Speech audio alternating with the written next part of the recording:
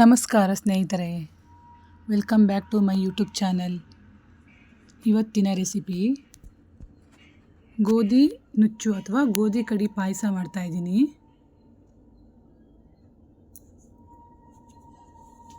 ಇದನ್ನು ಹೇಗೆ ಮಾಡೋದು ನೋಡೋಣ ಬನ್ನಿ. ಒಂದು ಮಿಕ್ಸಿ ಜಾರ್ಗೆ 1/4 ಕಪ್ ಆಗೋಷ್ಟು ತೆಂಗಿನಕಾಯಿ ಹಾಗೆ 1-2 ಏಲಕ್ಕಿ ಹಾಕ್ಕೊಂಡು ಚೆನ್ನಾಗಿ ನೀರು ಹಾಕ್ಕೊಂಡು ಇದನ್ನು ರುಬ್ಬಿ ಹಾಗೆ ಕಾಯಿ ಹಾಲು ತೆಗೆದುಕೊಂಡು ಒಂದು ಸೈಡಲ್ಲಿ ಇಟ್ಕೋಬೇಕು. ಈಗ ನೋಡಿ, ಗೋಧಿ ಕಡಿ ಬೇಯಿಸ್ಕೊಂಡಿರೋದು ಇದು ಕುಕ್ಕರಲ್ಲಿ. ಅದನ್ನು ಈ ಪಾತ್ರೆಗೆ ಆ ಗೋಧಿ ಕಡಿ ಏನಿರುತ್ತಲ್ಲ ಅದು ಮತ್ತು ಕಾಯಿ ಹಾಲು ತೆಗ್ದಿರ್ತೀವಲ್ಲ ಎರಡನ್ನೂ ಚೆನ್ನಾಗಿ ಮಿಕ್ಸ್ ಮಾಡ್ಕೋಬೇಕು. ಈ ರೀತಿ ಮಿಕ್ಸ್ ಮಾಡಿಕೊಂಡು ಕುದಿಯೋಕ್ಕಿಡಬೇಕು. ಕಾಯಿ ಹಾಲನ್ನ ಸ್ವಲ್ಪ ಗಟ್ಟಿಯಾಗಿ ಹಾಕ್ಕೊಳ್ಳಿ, ಚೆನ್ನಾಗಿರುತ್ತೆ. ಇದನ್ನು ಚೆನ್ನಾಗಿ ಕುದಿಸ್ಬೇಕು. ಇದು ಕುದಿಯುವಾಗಲೇ ಒಂದು ಸ್ವಲ್ಪ ಉಪ್ಪು ಹಾಕೋಬೇಕು ಇದಕ್ಕೆ.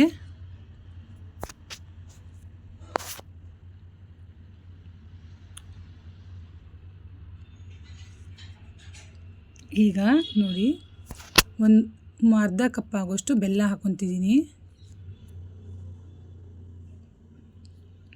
ಬೆಲ್ಲ ಚೆನ್ನಾಗಿ ಕರ್ಗೋವರೆಗೂ ಮೀಡಿಯಮ್ ಫ್ಲೇಮಲ್ಲಿ ಇಟ್ಕೊಂಡು ತಿರುಗಿಸ್ಕೋಬೇಕು.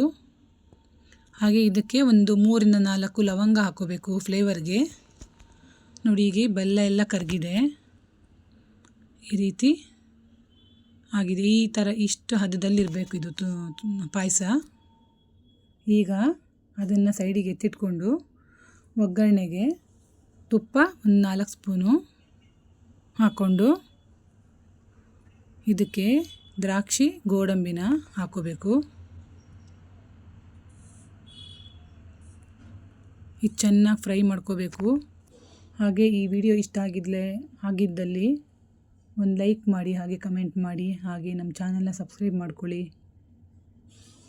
ನೋಡಿ, ಈ ರೀತಿ ರೆಡಿಯಾಗಿದ್ದನ್ನು ಆ ಪಾಯಸಕ್ಕೆ ಹಾಕೋಬೇಕು. ಈಗ ಒಗ್ಗರಣೆನ ಈಗ ರುಚಿಯಾದ ಗೋಧಿ ನುಚ್ಚಿನ ಅಥವಾ ಗೋಧಿ ಕಡಿ ಪಾಯಸ ರೆಡಿಯಾಗಿದೆ. ಇದೇ ರೀತಿ ನೆಕ್ಸ್ಟ್ ರೆಸಿಪಿಲಿ ಸಿಗ್ತೀನಿ.